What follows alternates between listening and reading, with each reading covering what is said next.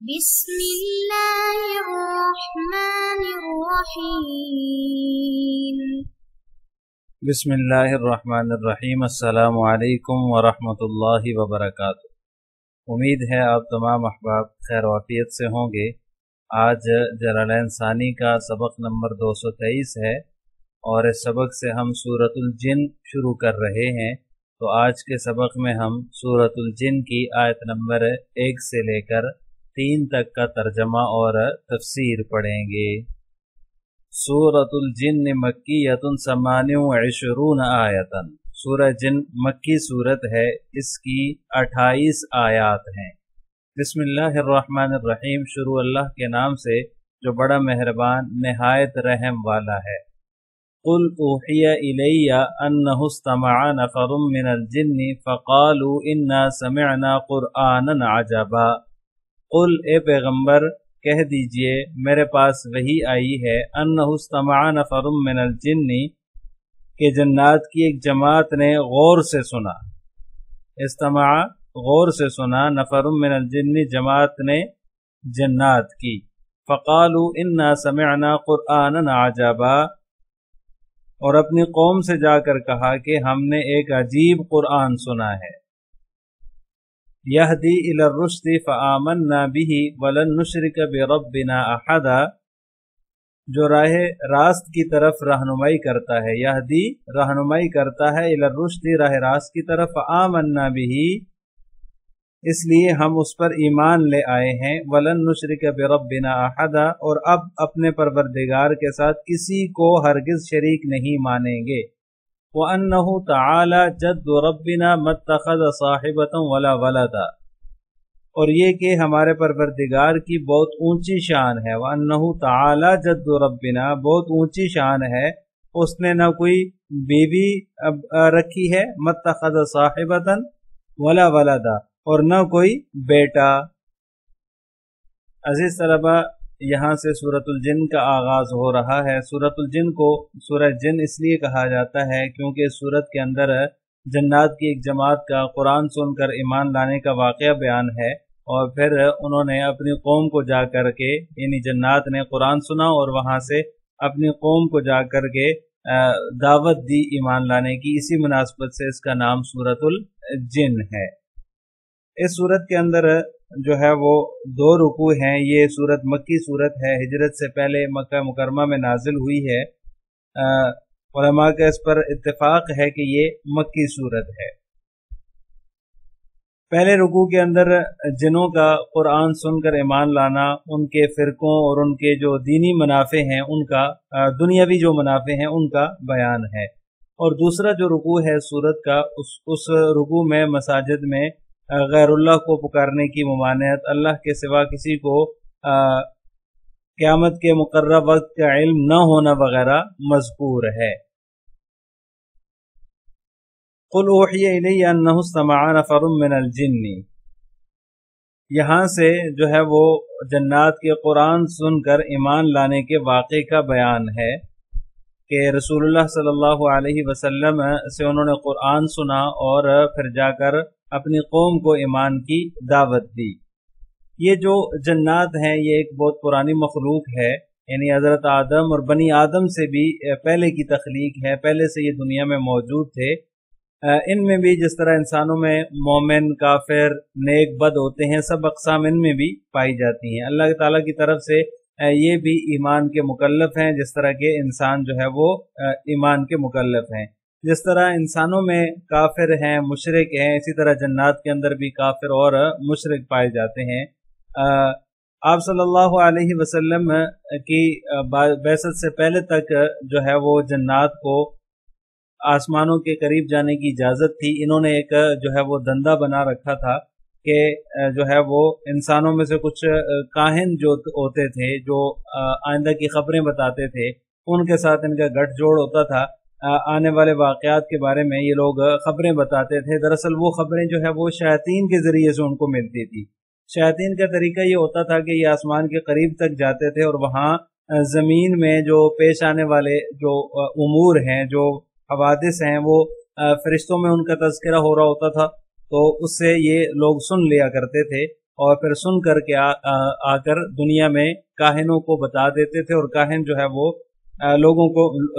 وہ باتیں بتا دیتے، وہ باتیں صحیح نکلتی تو جو ہے وہ سننے والے کاہنوں کے معتقد ہو جاتے تھے کہ یہ صحیح خبریں جو ہے وہ بتاتے ہیں، آنے والے واقعات کے بارے میں ان کو پہلے سے علم ہے۔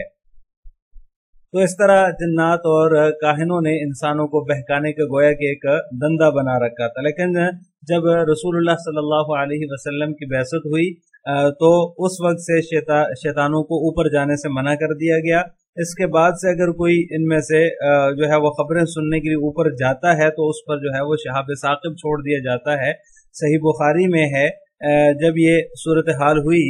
ان کو اوپر جانے سے منع کر دیا گیا، تو شیاطین نے آپس میں یہ مشورہ کیا کہ ہمارے اور آسمان کی خبروں کے درمیان جو ہے وہ ایک رکاوٹ بن گئی ہے، ہمیں اب اوپر نہیں جانے دیا جا رہا۔ پہلے تو ہم اوپر جاتے تھے اور جو ہے وہ خبریں لاتے تھے، لیکن اب ایسا کیا ہوا ہے کہ ہمارا اوپر جانا بند کر دیا گیا؟ اگر ہم اوپر جاتے ہیں تو ہمارے اوپر انگارے پھینکے جاتے ہیں، تو لہٰذا مشارق اور مغارب میں سفر کرو، پھیل جاؤ، دیکھو اس کی کیا وجہ ہے۔ کوئی نئی چیز پیدا ہوئی ہے جس کی وجہ سے ہمیں آسمانی خبریں سننے سے روکا گیا ہے۔ چنانچہ انہوں نے مشورے کے مطابق جو ہے وہ ادھر ادھر سفر کیا، مشارق اور مغارب میں پھیل گئے۔ ایک جماعت جو ان میں سے تھی وہ جنات اور شیاطین کی، وہ تہامہ کی طرف آئی۔ تہامہ یہ وہ علاقہ ہے جس میں حجاز مقدس بھی واقع ہے۔ تو اس جماعت نے دیکھا کہ نخلا کے مقام پر آپ صلی اللہ علیہ وسلم اپنے صحابہ کرام کو فجر کی نماز پڑھا رہے ہیں۔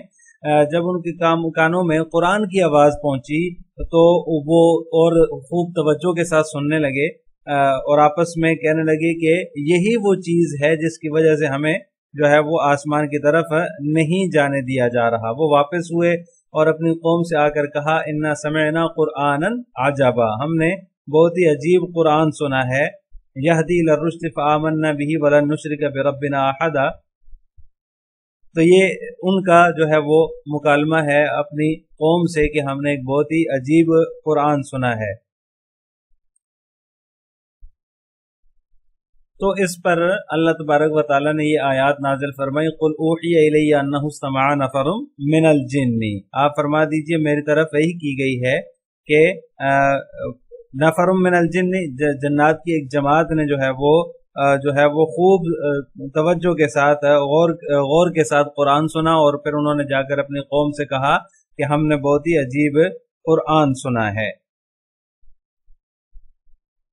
تو اس کے بعد شیاطین نے جو ہے وہ ایک اور دندہ نکال لیا، یعنی اب آسمان کے قریب تو جانے سے ان کو منع کر دیا گیا، لیکن یہ بادلوں تک جاتے تھے، فرشتے جو ہے وہ بادلوں تک اترتے اور آپس میں مذاکرہ کر رہے ہوتے دنیاوی امور کے بارے میں، تو یہ بادلوں تک جاتے تھے اور وہاں سے جو ہے وہ کوئی ایک بات ان کے کان میں پڑ جاتی، اچک لیتے تھے اور پھر واپس آ کر کاہنوں کو بتاتے تھے، وہ اس میں اپنی طرف سے 100 جھوٹ ملا کر جو ہے وہ بات آگے لوگوں میں پھیلا دیتے تھے۔ احادیث میں اس کی تفصیل جو ہے وہ مذکور ہے، سورہ صافات کے اندر بھی ہے، الا من خطف الخطفۃ فاتبعہ شہاب ثاقب، اگر کوئی جو ہے وہ شیاطین بات اچکنے کی کوشش کرتے ہیں تو ان کے اوپر شہاب ثاقب جو ہے وہ چھوڑا جاتا ہے۔ حضرت عائشہ رضی اللہ تعالی عنہا سے روایت ہے کہ انہوں نے جو ہے وہ فرمایا کہ لوگوں نے آپ صلی اللہ علیہ وسلم سے پوچھا کہ یہ جو کاہن ہوتے ہیں یہ بطور پیشن گوئی کے جو بھی چیز بتاتے ہیں اس کی کیا حقیقت ہے؟ تو آپ نے فرمایا کہ یہ لوگ کچھ بھی نہیں ہیں۔ تو انہوں نے پوچھا یا رسول اللہ کبھی ایسا ہوتا ہے کہ کاہن جو بات بیان کرتا ہے وہ بات ٹھیک ہو جاتی ہے، یعنی کہ وہ ایک صحیح بات ہوتی ہے،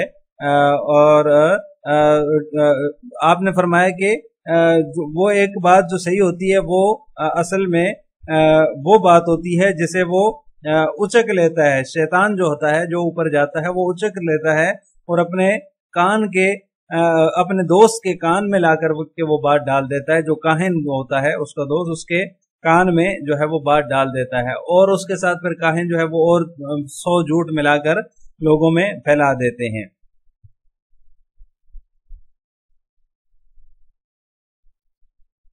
قل اوحی الی انہ استمع نفر من الجن،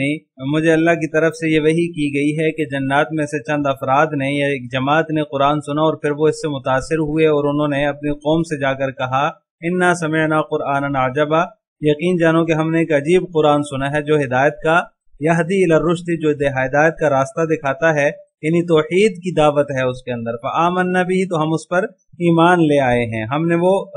جو ہے وہ دعوت قبول کر لی ہے۔ جب ہم نے توحید کو سمجھ لیا تو شرک کی گمراہی ہمارے اوپر واضح ہوگی، لہٰذا اب ہم اپنے رب کے ساتھ کسی کو شریک نہیں ٹھہرائیں گے۔ وَلَن نُشْرِكَ بِرَبِّنَا أَحَدًا وَأَنَّهُ تَعَالَى جَدُّ رَبِّنَا مَا اتَّخَذَ صَاحِبَةً وَلَا وَلَدًا۔ جو شرک وہ ٹھہراتے تھے، یعنی شریک ٹھہراتے تھے، اللہ تعالیٰ کے ساتھ شریک کرتے تھے، اسی سلسلے میں ایک بات یہ بھی تھی کہ وہ اللہ تعالیٰ کے لیے بیوی اور اولاد جو ہے وہ تجویز کرتے تھے۔ تو ہم نے اس سے بھی توبہ کر لی ہے، ہمارے رب کی شان بہت بڑی ہے، اور اس نے کسی کو نہ اپنی بیوی بنایا ہے اور نہ ہی اپنے لیے کوئی اولاد تجویز کی ہے۔ اب تک جو ہم کفر اور شرک جو ہے وہ کرتے رہے ہیں، اس کی وجہ یہ تھی کہ یہ جو بڑے لوگ ہیں یا حد سے بڑے ہوئے لوگ ہیں، احمق لوگ ہیں، وہ اللہ کی شان میں جو ہے وہ اس طرح کی باتیں کرتے تھے، اور ہم یہ سمجھتے رہے کہ جو ہے وہ انسان اور جنات اللہ تعالیٰ کے بارے میں جو باتیں کہتے ہیں وہ جھوٹی نہیں ہوگی۔ بہرحال یہ پورا آگے پھر ان کی باتوں کا تذکرہ ہے کہ جو انہوں نے توبہ کر لی اور کس کس چیز سے توبہ کر لی، انہوں نے اس چیز کو، ساری چیزوں کو اس میں بیان کیا ہے۔ اب ان آیات کی تفسیر جلالین ملاحظہ ہو، قل یا محمد للناس، قل کہہ دیجئے، یہ خطاب جو ہے وہ آپ صلی اللہ علیہ وسلم سے ہے، اے محمد آپ کہہ دیجئے یا بتا دیجئے، للناس لوگوں کو،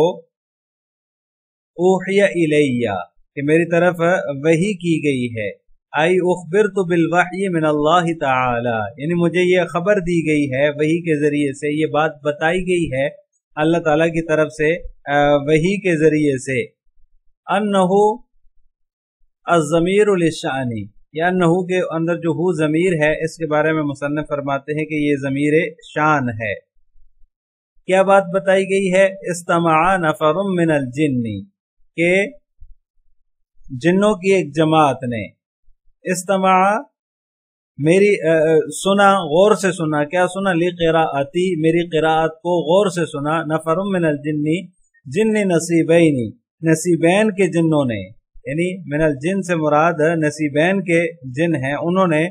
میری قراءت کو سنا، وذالک فی صلاة الصبح ببطن نخل موضع بین مکہ والطائف وهم الذین ذکروا فی قوله تعالی وَإِذْ صَرَفْنَا إِلَيْكَ نَفَرًا مِّنَ الْجِنِّ الْآیَةِ۔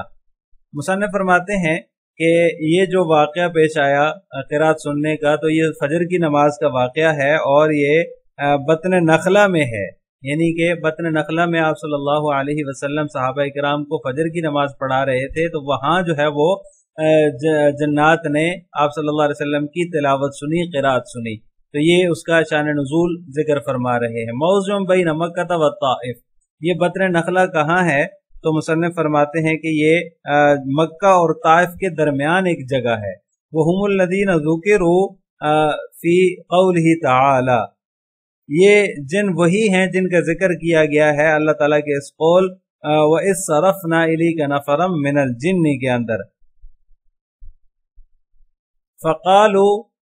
تو انہوں نے جو ہے لِقَوْمِهِمْ لَمَّا رَجَعُوا إِلَيْهِمْ، تو انہوں نے کہا اپنی قوم سے، کہا جب وہ وہاں سے واپس آئے، یعنی بطن نخلہ سے جب وہ واپس ہوئے تو انہوں نے اپنی قوم کے پاس واپس جا کر کہا اِنَّا سَمِعْنَا قُرْآنًا عَجَبًا، ہم نے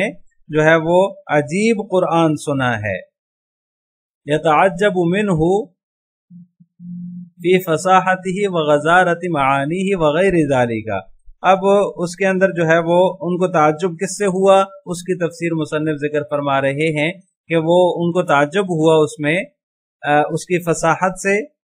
یعنی لفظی فصاحت سے ان کو تعجب ہوا، وغزارت معانی ہی، اور معنوی بلاغت وغیرہ سے ان کو تعجب ہوا، وغیر ذالک، یعنی کہ لفظی اور معنوی بلاغت وغیرہ سے ان کو تعجب ہوا۔ یہدی الی الرشد، جو راہ راست کی طرف رہنمائی کرتا ہے، الایمان والصواب، رشد سے جو ہے وہ مصنف فرماتے ہیں ایمان اور راہ راست مراد ہے، یعنی راہ راست کی طرف اور ایمان کی طرف وہ رہنمائی کرتا ہے۔ فآمنا بہ، تو ہم اس پر ایمان لا چکے ہیں، ولن نشرک، اور ہم شریک نہیں ٹھہرائیں گے، بعد الیوم آج کے بعد بربنا اپنے رب کے ساتھ احدن کسی کو بھی وانہ الضمیر للشان فیہ وفی الموضعین بعدہ مصنف فرماتے ہیں کہ یہ جو انہ ہے یہ یہاں پر بھی اور اس کے بعد بھی دونوں جگہوں پر یہ ضمیر شان ہے تعالی جد ربنا ہمارے رب کی شان بہت بلند ہے بے شک ہمارے رب کی شان بہت بلند ہے تنزہ جلالہ وعظمتہ عما نسب الیہ یعنی اس کی تفسیر مصنف یہ ذکر فرما رہے ہیں کہ اللہ تعالیٰ نے اپنے جلال اور عظمت کی تمام ان چیزوں کی کہ اس کی طرف نسبت کرنے سے جو اس کی شایان شان نے پاکی بیان فرمائی ہے عما نسب الیہ اس کی طرف نسبت کرنے سے پاکی بیان فرمائی ہے جلال و عظمت کی تمام ان چیزوں کی متخذ صاحبتن اس نے کسی کو بیوی بنایا ہے ولا ولد اور نہ ہی بیٹا صاحبتن زوجتن صاحبہ کا معنی بیان کر دیا کہ اس کا معنی ہے زوجتن کہ اس نے نہ کسی کو اپنی بیوی بنایا ہے اور نہ ہی بیٹا بنایا ہے۔ السلام علیکم ورحمۃ اللہ وبرکاتہ۔